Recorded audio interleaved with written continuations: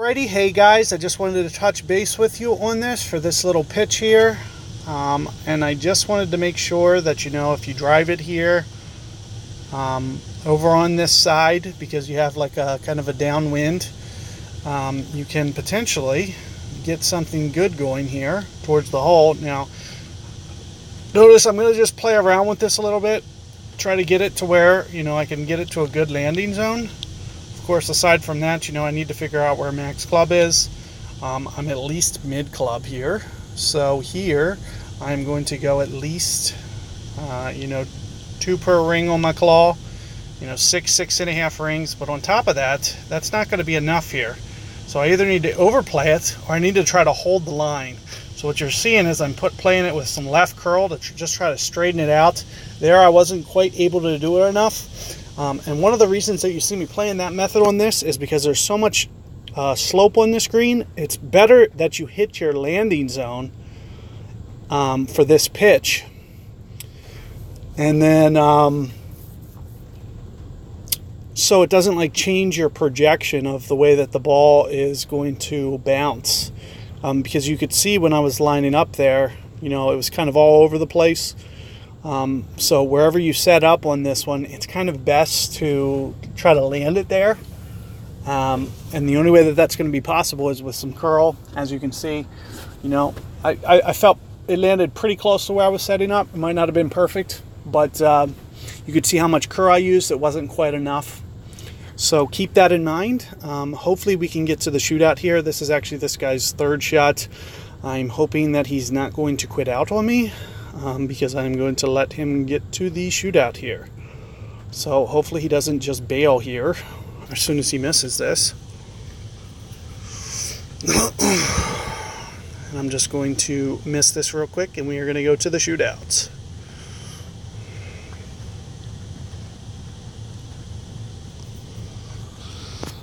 Almost made it on accident. I didn't mean to pull that back to actually reach to the hole.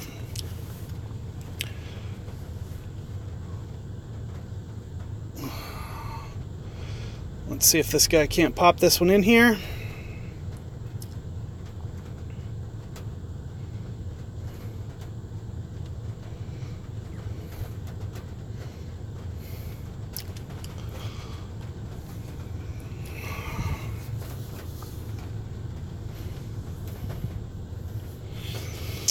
So let's talk briefly about that claw there.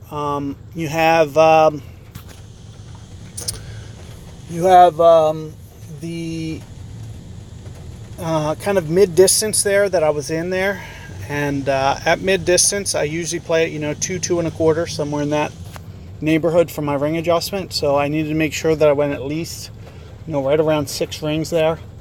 But when the wind's that strong coming in like that, you have to, you know, think about either doing an over adjustment or, you know, that counter method. And you saw me using the counter method there. So let's see what we can draw in terms of a wind here. Here you are drawing a side wind. So the way that I used to play this hole, let me just play it that way for you guys. So what I would do, you know, 2, 2.25 on the backspin here.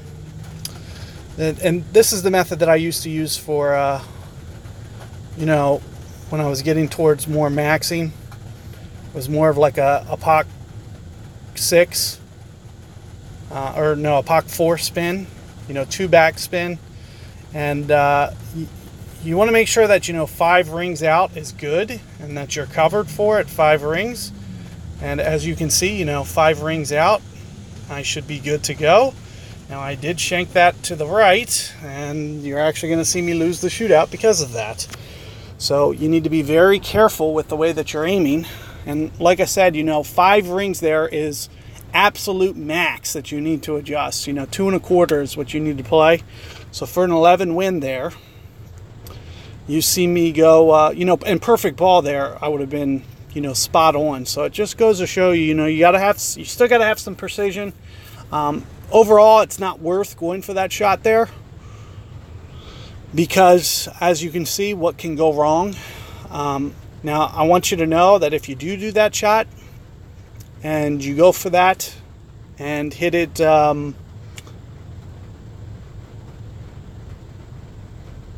like full curl, full side spin. With that wind going like that, you can over curl it. So there is a limit to the amount that you can curl. So keep that in mind when you're setting up for that hole. And you know, I didn't miss by much. You know, it was perfect ball.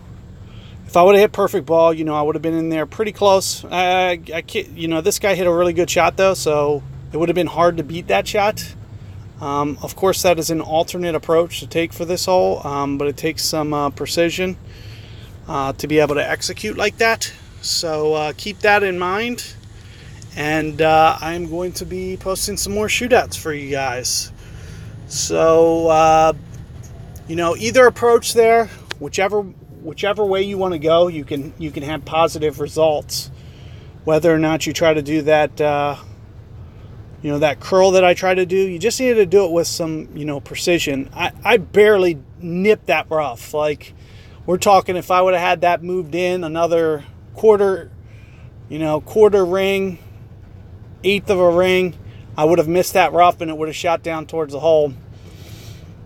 So, and that's with a 1-ring shank. So, you know, I was anticipating, I don't try to get too aggressive on that left side or on that right side where the bunkers are when I'm doing that. But I just wanted to kind of just hit that shot for you because that's the shot that I originally maxed with. So, you know, you're going to have some success if you can do that. And the reason that I like to do that over, say, you know, clubbing down to a sniper is because you have to play less rings.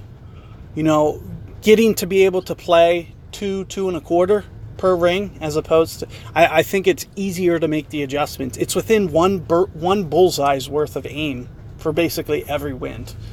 So that fact alone is the reason that I like to go at it with driver. And as you're seeing, you know, I just ever so slightly messed up the shot and lost that shootout. But you know, that's kind of a perfect wind for you to be able to execute that shot. And if I can pull it off, I'll post another video for you guys. But just wanted to drop this one in here for you so you had it. So good luck.